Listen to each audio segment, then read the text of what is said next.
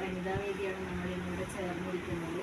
നമുക്ക് കേന്ദ്ര വനിതാവേദി SPSS കേന്ദ്ര വനിതാവേദിയുടെ നിർദ്ദേശപ്രകാരം ഈ വർഷത്തെ മാതൃദിനം അമ്മമാരെ ആയിട്ട് സംവദിക്കൽ ആണ് പറഞ്ഞിട്ടുള്ളത്. അപ്പം 3 കാറ്റഗറിയിലായിട്ട് അമ്മമാരോട് സംവദിക്കാനാണ് നിർദ്ദേശിച്ചിട്ടുള്ളത്.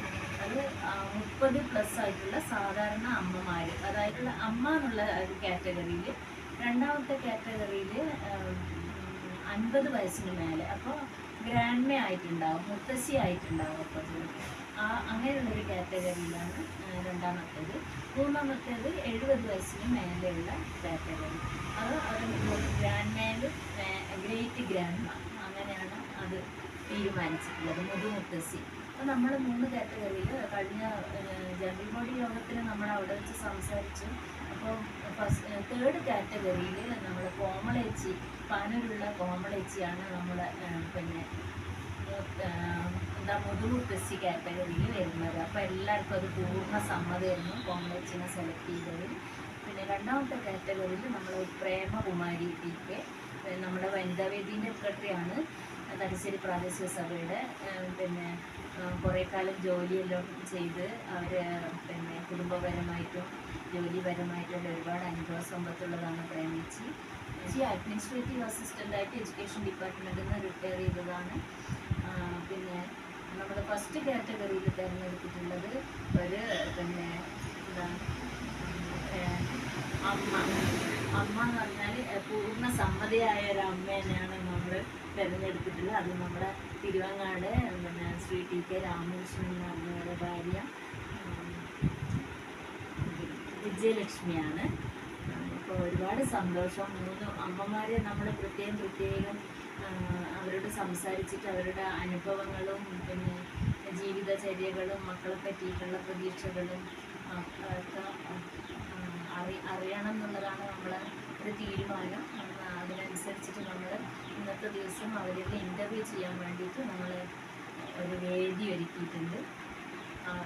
വേദിയിൽ ഇൻ്റർവ്യൂ ചെയ്യാനായിട്ട് ശ്രീമതി സുമന, നമ്മുടെ തിരുവങ്ങാടുള്ള TK ഉദയകുമാർ മാഷിൻ്റെ ഭാര്യയാണ്. അവർ സുബനാദേവി ടീച്ചറായിട്ട് സേക്രഡ് ഹാർട്ട് സ്കൂളിൽ വർക്ക് ചെയ്യുന്നത്. അപ്പോൾ അവരെയാണ് നമ്മളിന്ന് ഇൻ്റർവ്യൂ 3 പേരെ ഇൻ്റർവ്യൂ നടത്താനായിട്ട് തിരഞ്ഞെടുത്തിട്ടുള്ളത്. എല്ലാം അഭിനന്ദനങ്ങൾ.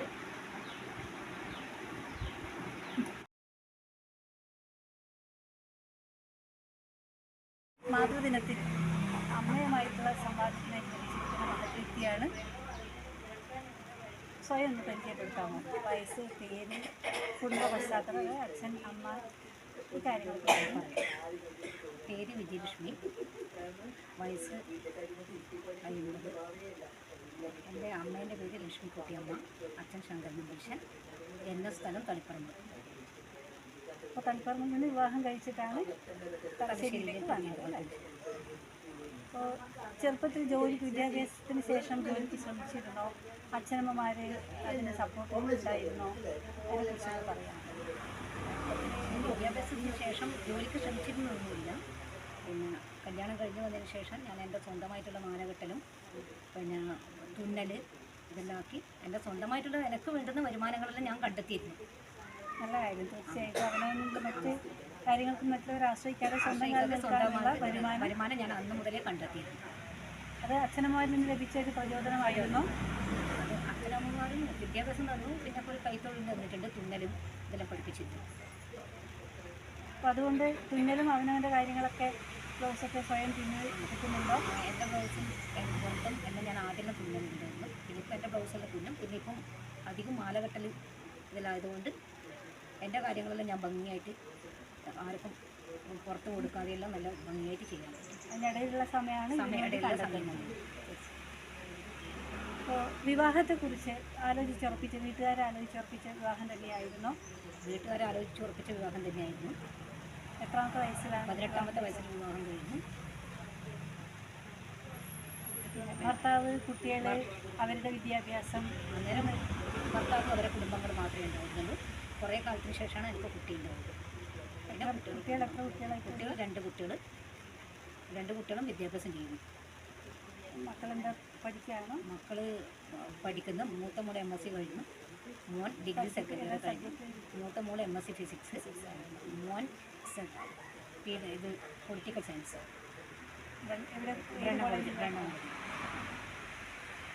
അപ്പോൾ പ്രത്യേകിച്ച് ഇന്നത്തെ കാലഘട്ടത്തിൽ കുട്ടികളുടെ ഫ്രണ്ട്ഷിപ്പിനെ കുറിച്ച്, ചങ്ങാത്തത്തെക്കുറിച്ച് എന്തെങ്കിലും ആശങ്കയാണോ അല്ല സന്തോഷമാണോ, എന്താണ് അഭിപ്രായം? എൻ്റെ കുട്ടികളെ സംബന്ധിച്ച് എനിക്ക് ഫ്രണ്ട്സിനെ പറ്റി നല്ല സന്തോഷമേ ഉള്ളൂ, ഒരാശങ്കയുമില്ല. എനിക്കങ്ങനെ ഒരു സംശയത്തിൻ്റെ കരിനിഴലൊന്നുമില്ല. അവരെ കുട്ടികളും അവർ അതിൽ പെരുമാറുന്ന രീതികളും എല്ലാം ഞാൻ ചോദിച്ച് മനസ്സിലാക്കും. ഒരമ്മ എന്ന നിലക്ക് ഞാനെല്ലാം ചോദിച്ച് മനസ്സിലാക്കാറുണ്ട്. നല്ലൊരു സുഹൃത്തായിട്ട് അവർക്ക് എല്ലാ കുട്ടികളായിട്ടും നല്ല അവസരം കൊടുക്കാറുണ്ട് പെരുമാറാൻ. അല്ല, അമ്മ തന്നെയാണ് നല്ല സുഹൃത്ത്. ആ അമ്മ. അപ്പോൾ ഇനി കുറച്ച് വ്യക്തിപരമായിട്ടുള്ള കാര്യങ്ങൾ ചോദിച്ചോട്ടെ. ജീവിതത്തിൽ ഏറ്റവും വിഷമം തോന്നിയൊരു കാലഘട്ടം അല്ലെങ്കിൽ സന്ദർഭം, അതുപോലെ ഏറ്റവും അധികം സന്തോഷം തോന്നിയത്, ഏറ്റവും അധികം സംതൃപ്തി തോന്നിയ നിമിഷം ഏതൊക്കെയാണ് എന്ന് പങ്കുവെക്കാം. ജീവിതത്തിൽ അങ്ങനെ ഒരു വിഷമകരമായിട്ടുള്ള സംഭവം എന്ന് പറഞ്ഞാൽ അധികരിച്ചിട്ടൊന്നും ഉണ്ടായിരുന്നില്ല. നിനക്ക് ഇങ്ങനെ കുടുംബം ഇല്ലാത്തതുകൊണ്ടുള്ളൊരു കുട്ടികളും അങ്ങനെ ഇല്ലാത്തുള്ളൊരു വിഷമം ഉണ്ടായിരുന്നില്ല. പിന്നെ കുട്ടി ഉണ്ടായതിനു ശേഷം ഞാൻ ഏറ്റവും കൂടുതൽ സന്തോഷിച്ചതും. എത്ര വർഷം കഴിഞ്ഞിട്ടാണ്? 7-7.5 വർഷം കഴിഞ്ഞിട്ട് എനിക്ക് കുട്ടി ഉണ്ടായിരുന്നു. അതാണ് ഏറ്റവും വലിയ സന്തോഷം. ആ വിഷമഘട്ടം തരണം ചെയ്ത് തീർച്ചയായും സന്തോഷവും നിമിഷങ്ങളും ദൈവം തന്നു. ഏതെങ്കിലും കാര്യത്തിൽ ഏറ്റവും അധികം ഒരു ആത്മസംതൃപ്തി തോന്നിയ നിമിഷം ഉണ്ടായിട്ടുണ്ടോ?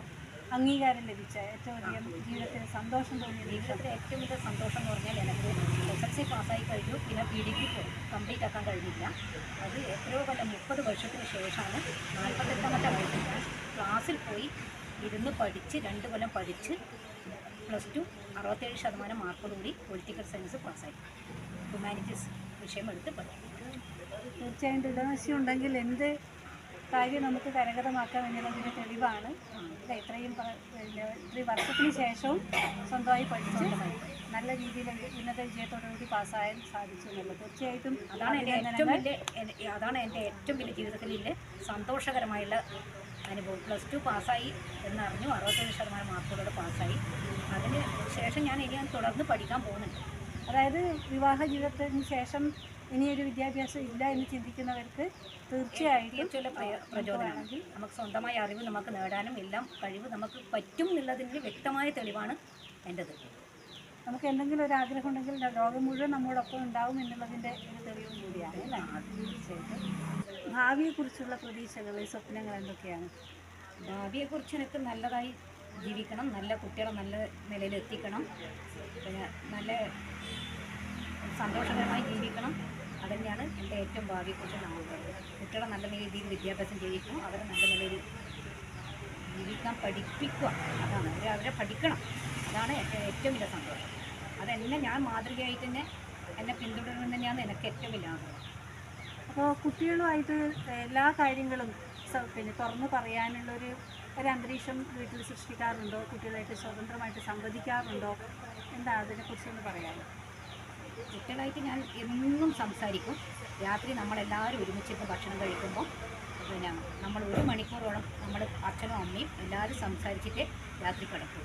രാത്രി ഒരു നേരമെങ്കിലും ഭക്ഷണം കഴിക്കുമ്പോൾ നമ്മൾ ഒരുമിച്ചിരുന്ന് എല്ലാ കാര്യങ്ങളായി സംവദിക്കും. അങ്ങനെ എല്ലാ കാര്യങ്ങളും പരസ്പരമായി. അതാണ് എൻ്റെ ഏറ്റവും വലിയ അനുഗ്രഹമായിട്ട് ഞാൻ കണക്കാക്കുന്നത്. അപ്പോൾ നമ്മുടെ കുടുംബത്തിലെല്ലാവരും, അതായത് അച്ഛനമ്മയും മക്കളും പരസ്പരം അറിയണം, എല്ലാം പങ്കുവെക്കണം എന്നുള്ളതാണ് എൻ്റെ ഏറ്റവും വലിയ അഭിപ്രായം. നേരത്തെ പറഞ്ഞല്ലോ, പിന്നെ ജോലി ഭർത്താവിന് സഹായിക്കുന്നുണ്ട്, സ്വന്തമായിട്ടും വരുമാനം ഉണ്ടാക്കുന്നുണ്ട്. എങ്ങനെ ഒന്നിച്ചു കൊണ്ടുപോകുന്നു ഈ ജോലിയും അതുപോലെ തന്നെ കുടുംബജീവിതവും? കുടുംബജീവിതം ഞാൻ നന്നായി നയിക്കുന്നുണ്ടെന്ന് തന്നെയാണ് ഒരു അമ്മ എന്ന നിലനിൽക്ക് എൻ്റെ ഏറ്റവും വലിയത്. പിന്നെ ആ ജോലി അതിൻ്റെ കൂടെ തന്നെ ഞാൻ ചെയ്യും. പിന്നെ അതിനുള്ള വരുമാനം ഭർത്താവിനെ സഹായിക്കും, എല്ലാം ചെയ്യും. ഭർത്താവിനും അമ്പലത്തിൽ തന്നെയാണ് ജോലി. നമ്മുടെ സമുദായത്തിൽ തിരുവങ്ങാട് ശ്രീരാമസ്വാമി ക്ഷേത്രത്തിൽ തന്നെ കഴകം. അപ്പോൾ അതിൻ്റെ കൂടെ ഞാനും പുറത്തേക്ക് മാല കൊടുത്തിട്ടും അങ്ങനെയുള്ള വരുമാനങ്ങളെല്ലാം കണ്ടെത്തും. അപ്പോൾ കുട്ടികളുടെ വിദ്യാഭ്യാസ കാര്യത്തിൽ അമ്മ എന്നുള്ള നിലയ്ക്ക് എന്തൊക്കെ ഇടപെടലാണ് ഉണ്ടായിട്ടുള്ളത്? എന്തൊക്കെയാണ് അവർക്ക് വേണ്ടിയിട്ട്?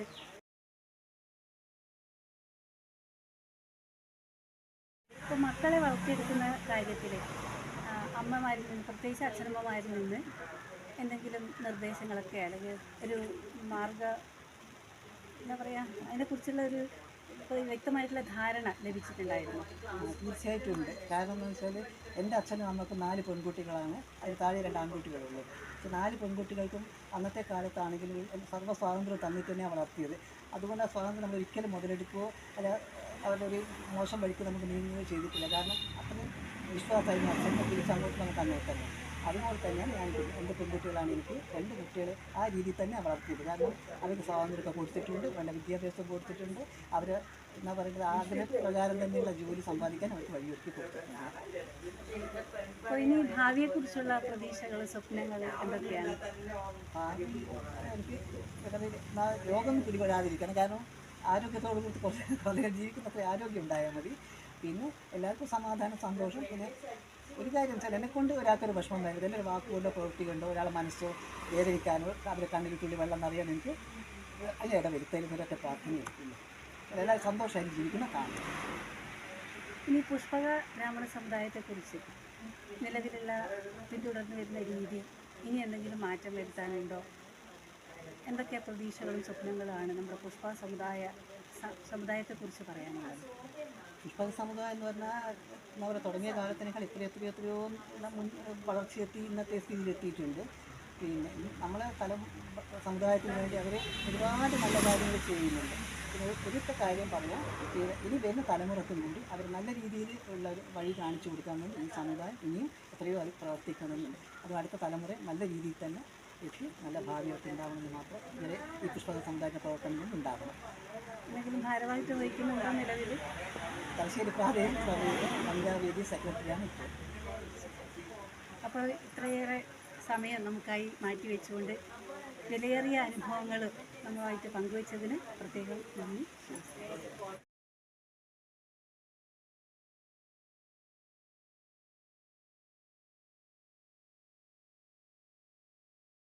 ഇപ്പോഴത്തെ സമൂഹത്തിൽ, അതായത് വളർന്നു വരുന്ന തലമുറയോട് പറയാനുള്ള 1-2 കാര്യങ്ങൾ കൂടി ചോദിച്ചോട്ടെ. അതായത് വിവാഹം, കുടുംബജീവിതം, വിവാഹത്തിന് മുമ്പേ ആ ജീവിത പങ്കാളിയെ കണ്ടെത്തുന്ന രീതി, പിന്നെ ഒന്നിച്ചുള്ള ജീവിതം, കുട്ടികളെ വളർത്തിയെടുക്കുന്ന രീതി, ഇത്തരം കാര്യങ്ങളെക്കുറിച്ച് എന്താണ് അഭിപ്രായം? ആ ഒരു അഭിപ്രായം പങ്കുവെക്കണം. കുട്ടികളുടെ വിവാഹത്തെ പറ്റി പറഞ്ഞാൽ ഇപ്പോൾ അധിക കുട്ടികളും അവരവർക്ക് ഇഷ്ടപ്പെട്ട കുട്ടികളെ തിരഞ്ഞെടുത്ത് സ്വതന്ത്രമായി ജീവിക്കാനാണ് ഇഷ്ടപ്പെടുന്നത്. അത് ഈ കാലഘട്ടത്തിൽ ആവശ്യമാണ്. വളരെ പണ്ട് കാലത്ത് സ്ത്രീകളൊക്കെ എത്രമാത്രം കഷ്ടപ്പെട്ടിരുന്നു എന്ന് പറയാൻ പറ്റില്ല. സഹനത്തിൻ്റെ ഏറ്റവും നെല്ലിപ്പടി കണ്ട സ്ത്രീകളായിരുന്നു പണ്ടൊക്കെ ഉണ്ടായിരുന്നത്. ഇപ്പോൾ അതിൽ നിന്നൊക്കെ ഒരുപാട് വ്യത്യസ്തമായി പരസ്പരം ഇഷ്ടപ്പെട്ട് അവർ സുഖമായി ജീവിക്കുന്നു. ആ ജീവിതം തന്നെയാണ് നല്ലത്. പിന്നെ കുട്ടികൾ ജീവിത പങ്കാളി തിരഞ്ഞെടുക്കുന്ന രീതി പറഞ്ഞു. പിന്നെ അവരുടെ ഒന്നിച്ചുള്ള ജീവിതം, അതായത് പരസ്പരം ഷെയർ ചെയ്ത് ജീവിക്കുന്നത്, ഉത്തരവാദിത്തങ്ങൾ പരസ്പരം പങ്കിട്ട് എടുക്കുന്ന ഒരു രീതിയൊക്കെ ഉണ്ട്. അതിനെക്കുറിച്ച് എന്താണ് അഭിപ്രായം? ഇപ്പം മിക്കവാറും കുട്ടികളും പിന്നെ ജോലിക്ക് പോകുന്ന കുട്ടികളാണെങ്കിൽ ഭർത്താക്കന്മാർ സ്ത്രീകൾക്കൊപ്പം തന്നെ സഹായിക്കുന്നതാണ് കണ്ടുവരുന്നത്. അതൊരു സുഖമുള്ള കാര്യം തന്നെയാണ്. രണ്ടുപേരും ജോലിക്ക് പോകുന്നില്ല. പിന്നെ അത് കുട്ടികളെ നോക്കുന്ന കാര്യത്തിലും അതാണ്. ഇപ്പോൾ പണ്ടുള്ള പോലെയല്ല, ഇത് സ്ത്രീകളുടെ മാത്രം ഉത്തരവാദിത്തമാണ് എന്ന് കരുതുന്ന ഒരു കാലമുണ്ടായിരുന്നു. ഇപ്പോൾ അതിൽ നിന്നും എത്രയോ വ്യത്യസ്തമായി പുരുഷന്മാർ സ്ത്രീകളെ പോലെ തന്നെ എല്ലാം ചെയ്യുന്നത് ഞാൻ തന്നെ കണ്ടിട്ടുണ്ട്. എൻ്റെ കുട്ടികളെ തന്നെ ചെയ്യുന്നത് കണ്ടിട്ടുണ്ട്. എന്തായാലും നല്ലൊരു ഗുണപരമായിട്ടൊരു മാറ്റം തന്നെയാണ് സമൂഹത്തിലുള്ളത്. സമുദായത്തിന് അത് വളരെ നല്ല മാറ്റമാണ്. അതോടൊന്നിച്ച് എങ്ങനെ ഭർത്താക്കന്മാർ എങ്ങനെയുള്ളവരായിരിക്കണം എന്നാണ് ഒരു കാഴ്ചപ്പാട്? ഭർത്താക്കന്മാർ ഭാര്യമാരെ ഇഷ്ടപ്പെടുന്നവരായിരിക്കണം. എല്ലാ അഭിപ്രായങ്ങളും അന്യോന്യം ആലോചിച്ച് പ്രവർത്തിക്കണം. ജീവിതം സുഖകരമായി കൊണ്ടുപോകണം. അപ്പോൾ പേരമക്കളൊക്കെ ഉണ്ടെന്ന് പറഞ്ഞല്ലോ. പേരക്കുട്ടികൾ അവരുമായിട്ടുള്ള പെരുമാറ്റം അവരെങ്ങനെയാണ് പിന്നെ മുത്തശ്ശിയായിട്ട് ഇടപെടുന്നത്? കുട്ടികൾ എന്നോട് വളരെയധികം ബഹുമാനത്തോടെയാണ് പെരുമാറുന്നത്. വളരെ സ്നേഹത്തോടെയും കൂടിയാണ് പെരുമാറുന്നത്.